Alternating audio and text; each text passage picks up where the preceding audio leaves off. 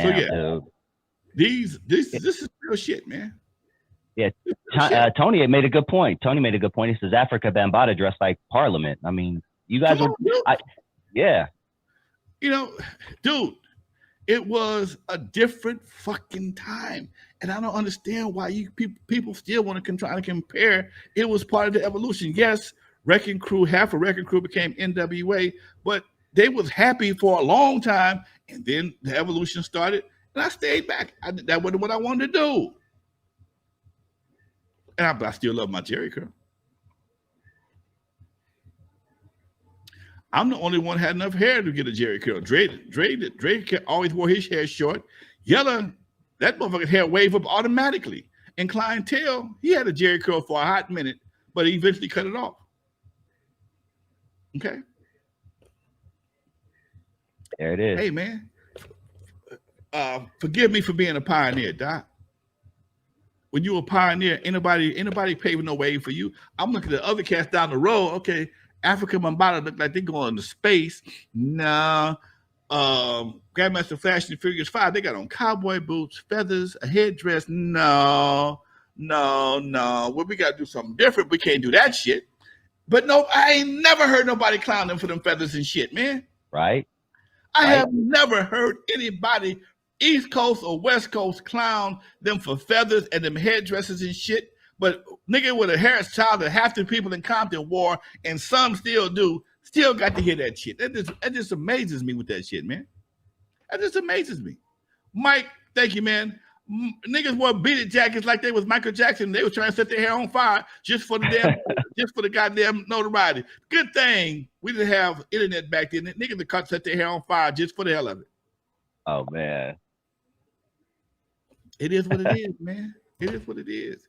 It's just part of the history, dude. Cowboys wore chaps with their pants and shit. Prince wore a pair of pants with his ass out. Nobody even talk about this shit no more. When I say that shit, people are like, what? He did. Yes, Prince had a pair of pants with no ass cheeks in them. Okay? Nigga had a guitar that he jacked off and was fluid would come out. I don't know what kind of fluid it was, but he would jack off a guitar literally on stage, and that shit would get on your ass. And it got on me at the skating rink. Real talk. Wow. Real talk. I'm telling Damn. you history. Unfortunately, for me, my history goes back so far. I'm at the beginning of this shit, man. I'm not somewhere in the middle trying to play catch up. I'm at the very beginning trying to feel my way through. I didn't know what publishing was. I didn't know what. All I knew was you make a record, you sell it, you give your people some money. You have some fun, you get paid again, you give your people some money. And that's what we did for the first 3 to 4 years of doing Wrecking Crew. That's what we did. And we had a ball doing that. Publishing? Who? How much we supposed to get? No shit. Okay, that's how naive we were to the game. When nobody passing out no record company lessons. And the only reason why I learned this shit the way I did is when we got our CBS deal. My lawyer, I didn't have a manager per se. My manager quit. My first manager quit. My second manager quit. He didn't want us to go to CBS. I hadn't hired Jerry Heller yet. And my lawyer said, you don't need a manager technically. But if you want to save yourself $20,000, all you got to do is get yourself a cell phone. This was when cell phones was the big shit.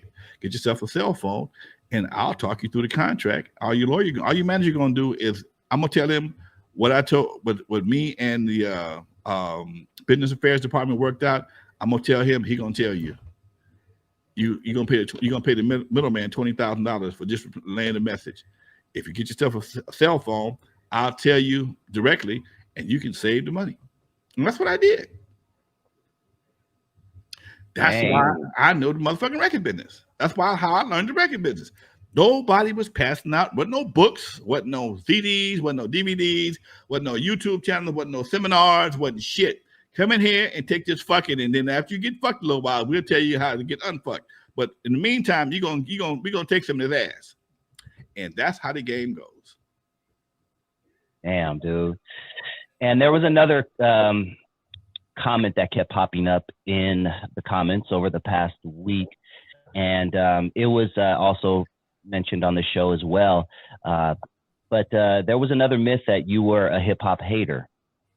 we talked about this before, you know, and it's mainly due to the line in Straight Outta Compton. Don't be playing that whatever rap bullshit or whatever your line is. You know, we have new people who are going to be popping in because of certain situations, but break that down. You know, were you a hip hop hater? How can Lonzo Williams be a hip hop hater if he was the first motherfucker to buy Curtis Blow a plane ticket to Los Angeles, the first motherfucker to buy Run DMC a plane ticket to Eve After Dark? I saw hip hop coming when nobody else did. I'm the one that put us in position to make the goddamn records. And I'm gonna say it again: if you want to hear the truth, fine. If you don't know, if you don't want to hear the truth, log off right now. I'm gonna give you a second to go find something else to do. Go find one of them bullshit channels. If you want to hear the truth, log off right now. Go grab one of them bullshit channels, and you'll hear some more bullshit. But if you want to hear the truth, I'm gonna tell you, just like I told my boy Boss Talk and some other podcasts. The only thing I did not care for when it came to N.W.A. was the name. That's what I hated on. Cube said it, and he's not only that. I'm responsible. Understand this. Let me say this. Cube is 15, maybe 16 years old when I met him. Him, Jinx, and KD, 15, 16 years old. Dre and him a little bit older. Cube wanted CIA to stand for Criminals in Action. I'm a grown-ass man with a house, a kid, and responsibilities. I can't, a black man, and y'all right now, that may have been a bad decision, but back then this was the best decision I could have made. I could not look these folks' mamas in the eyes. And yeah, your kid got a song group called Criminals with Action. He ain't no criminal. Why would he want to make name as that? That's the kind of silly shit. That's the kind of shit I would be exposed to. And I know that. I get jammed by people while you have the Compton Entertainment Chamber of Commerce, because I'm from Compton, damn it. But people can be so fucking petty. I refuse to put myself in that position. Since they mean y'all got to call yourself something other than criminals. All right, Crew in Action. Cool, let's do that. And CIA went from Criminals in Action to Crew in Action. And that's the story. Cuba tell you the same thing. I wouldn't let them do it. Look here, man. I hate to tell y'all this, but I'm a responsible son of a bitch.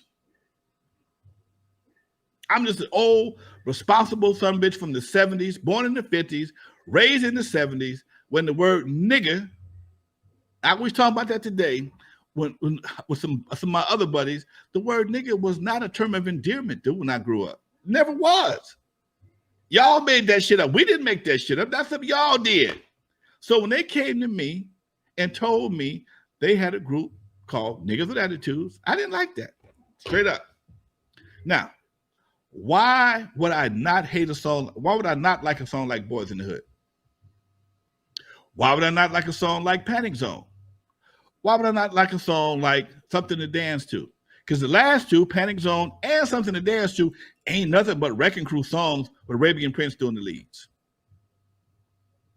All you people, N.W.A. was doing the same shit when they first came out. That's how they got to the radio with Greg Mack, because they couldn't play Boys in the Hood initially because it had cussing in it. Okay, this was the era they came up in, man. Cussing, man, come on, dude. Nobody was cussing back then. Yeah, it was shock value, but when you're dealing with the heavyweight players that I'm dealing with at CBS, Larkin Arnold, look him up.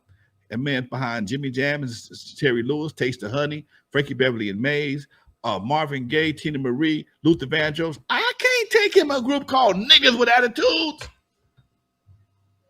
I can't. Not a black man, not a grown-ass 29-year-old black man with a house and a car, never gangbanged a day in his life, grew up when my daddy would tell me shit like, don't nigger rig your car. Huh? Don't nigger up your car.